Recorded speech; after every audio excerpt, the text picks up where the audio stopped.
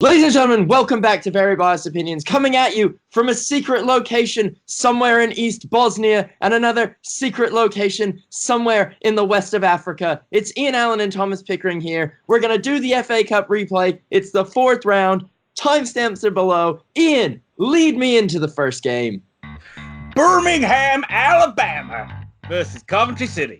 So Coventry got, I suppose, a credible draw at home away, while Birmingham were also at home away, and it's going to be replayed. So both, now Birmingham are actually at home and Coventry are actually away, although, again, Coventry are kind of at home away, and it's still this really weird situation where they shouldn't be playing here, but they are, and this whole thing has happened, and Birmingham fans are furious with the situation, and Cov fans are furious, and I'm really hopeful. I haven't checked the ticketing situation, but I know Coventry offered equal tickets to Birmingham fans that they did Coventry fans as like a kind of like, we play in your stadium, it's not really fair.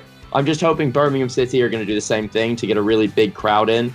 And I see Birmingham winning this match. I don't know, I felt if Coventry were going to go through, they'd do it in the first round. I feel like now Birmingham kind of, it puts a bit of a rocket up them to not lose to a lower league side. So I'm going to go 2-1 to Birmingham City.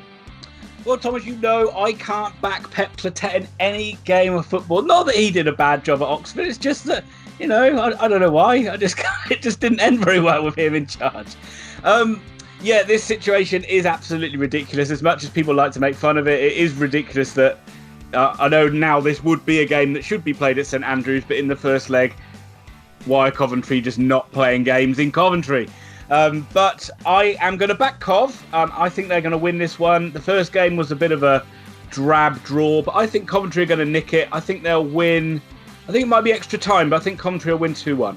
Come on then, female supermodel Tom Pickering. Lead us on to the next game. Cardiff City versus Reading. So this game seems like the biggest draw you could ever pick in your life. They drew in the first leg. These two played on Friday night. Just literally, we're recording this on a Saturday, so it was last night. It was a draw again, and you can't see anything other than a draw. This is going to go all the way to penalties, isn't it? And it will probably be like 10-all in penalties. What do you expect from two mid-table championship sides? Yeah, so it's a draw for me. It's one apiece. Yeah, I'm actually going one apiece, but I think we both got to pick a winner here because someone has to win. I've got Cardiff winning on penalties. Oh, I'm doing Cardiff as well. I ain't backing Reading. Grand. Fantastic. So we both got a 1-all draw with Cardiff winning on penalties. Get your bets on. Derby County versus Northampton Town. Well, this is a game I know nothing about and care nothing about. You'll be surprised to hear. But Derby, with Wayne Rooney, are on an absolute run. I think they won 4-1, 4-0 against... 4-0 last night. And, you know, they're a good club anyway. They've had their problems with drunk driving, sacking their captain, all that stuff. But well, they've also had trouble with breaching the what's the thing? Financial fair play. So they're looking at possible points deduction. Yeah, which, when they're competing for promotion, is going to be tough. But in the FA Cup, you've got to say Derby should have Northampton Town's number in this. They should be a lower-ranked club, and Derby to win 3-0. Yeah, well, Northampton are in really good form in League Two. Let's give them some credit. They did well to get a draw, but you feel like that was the chance for them to get through when they had the home tie. Keith Curle's doing a good job there. I think they're unbeaten in their last 5 or 6 games. But they are coming up against a rampaging Rams side that are just going to run roughshod and ramshackle Northampton Town. It's going to be some ramming in Derby County. Come on, you Rams. Rampage! 2-0 Derby. You done? Yeah. Liverpool versus Shrewsbury Town. So Shrewsbury, amazing job of getting that replay against Liverpool. I know they played a weakened side, but still, to get a draw against the Liverpool side when you're 2-0 down is still an exceptional result. We know Klopp has pretty much just down tools in this competition and just thrown it away like he did in the League Cup where they put Liverpool in a seemingly impossible situation. He's just going to throw in all of the kids. I know you're going to say that's what happened against Everton, but this is going to be they're not going to be any senior players in it. Klopp's not going to be there as well. It's going to be a solely youth team, or so we're led to believe. So Shrewsbury do have a shot. They're going to take a lot of fans up there. The players will be up for it. And I'm going to do the impossible, Thomas. I am going to do the impossible. I think Shrewsbury are going to win this game. I think they're going to win it I think they're going to run out 2-1 winners, and everyone's going to paint it up to be a bigger shock than it actually is. I was on the bus to a match on Wednesday having a discussion with a couple of the boys in the team, and one of them's a Palace supporter, and he was talking about how absolutely disgusting Klopp's actions are and how Klopp's actions show why Liverpool aren't a great team, they're just a good team. Does not make any sense to me. They have the chance to win the best trophy probably in the world outside the Champions League, probably the most respected league, and the first time they've won it since like 1988 or something ridiculous like that. They can get the monkey off their back. You feel like when Liverpool get the monkey off the back for the league, that they are just going to push forward. They have a great side right now.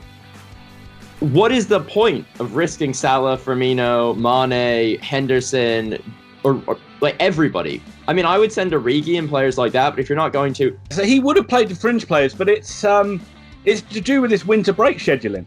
Yeah. And that is what it's come down to. And you can use it as a stick to beat Klopp, but...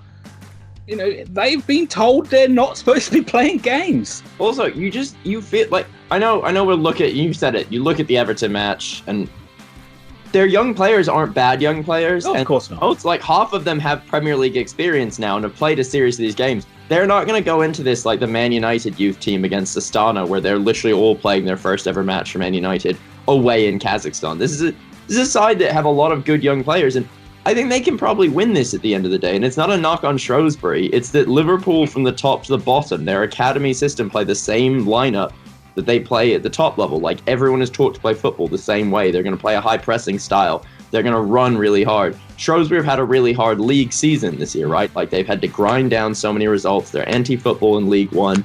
And this Liverpool team are fresh. They're going to be ready. They're going to be raring to go. This is their chance to prove it at Anfield with 50,000 supporters cheering their name every time they touch the ball. I just feel like this Liverpool side are probably going to do it. And then it's going to be, well, Jurgen Klopp's insulted the FA Cup. Well, not really. But that does flip side. But that does flip side though. Could be, you could use that argument to say this is Shrewsbury's once in a lifetime shot to go to Anfield and win. Yeah. But this is what I mean, like, he can't win. If Liverpool win, he's failed. If Liverpool lose, he's failed. Either way, he's insulted the cup, according to traditional fans. No, the traditional fans don't support teams that win a lot of games. So in conclusion, just before we move on to the next game, in conclusion, Liverpool are a disgrace. Yes. They should be thrown out of probably every English and European competition. Yes. And Klopp should have a lifetime ban. Yes, and Liverpool are going to win 2-1.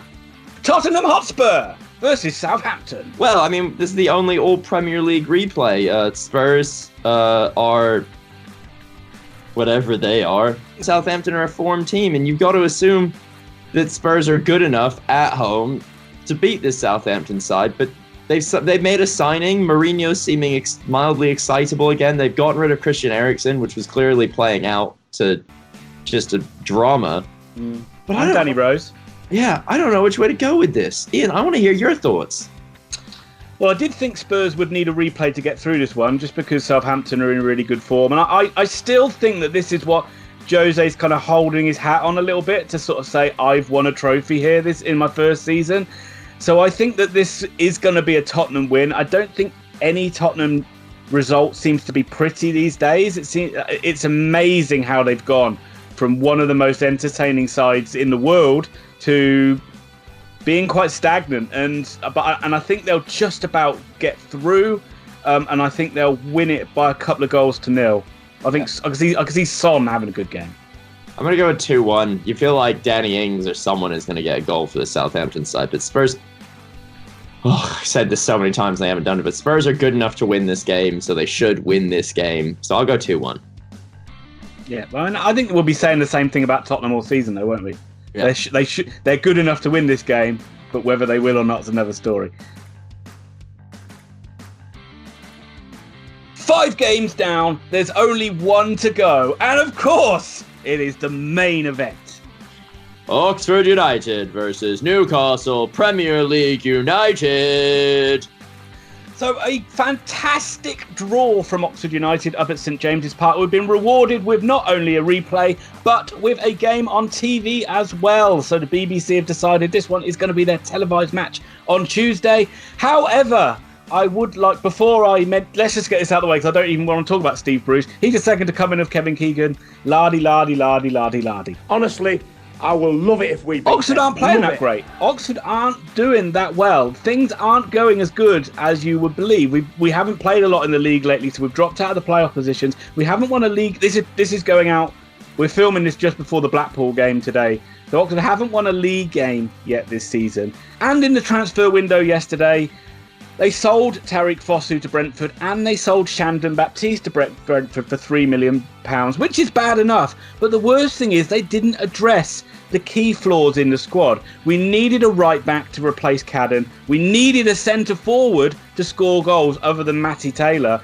And they didn't bring anybody in. And I cannot fathom why. I can't understand why they did that. Yes, we in the other parts of the window, we have brought players in. So I think 4 or 5 players have come in. We've still got players like Ben Woodburn, who've been out injured for a long time, that are very good. George Thorne's an excellent midfielder who's signed on a full-time contract for us now from Derby. So the midfield is extremely strong.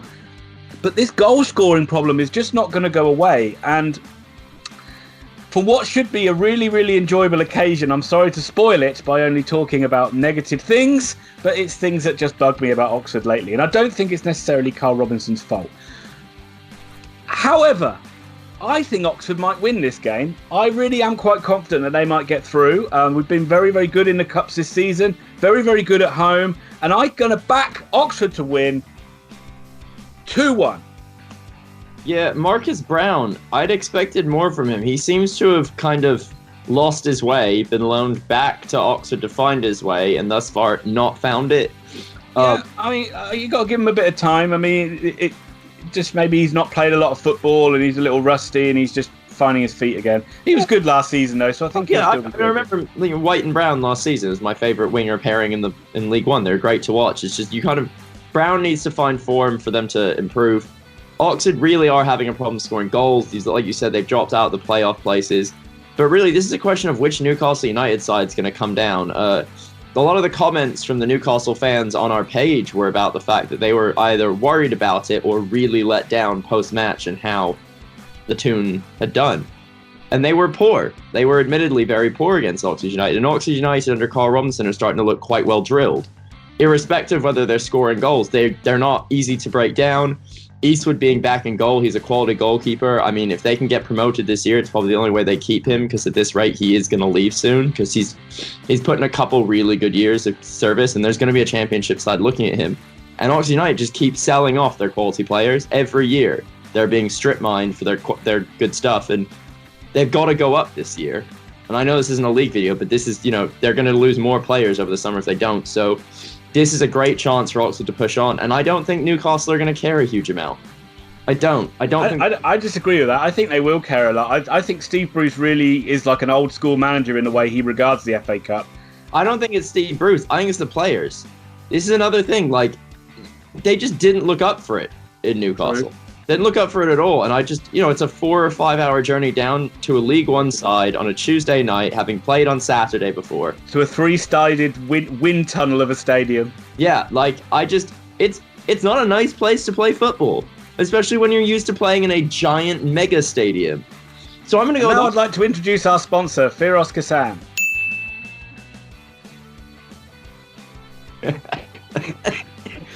Yeah, no, I've got Oxford United to win this 2-0. If they don't, my head says Newcastle will win 1-0, but just feel like Oxford United will do this one. By the way, folks, if you didn't go back and watch the review of the Blackpool game, make sure that you go and watch it, because Thomas will be doing the review of that game. That's 6 of the best replays that we've just done.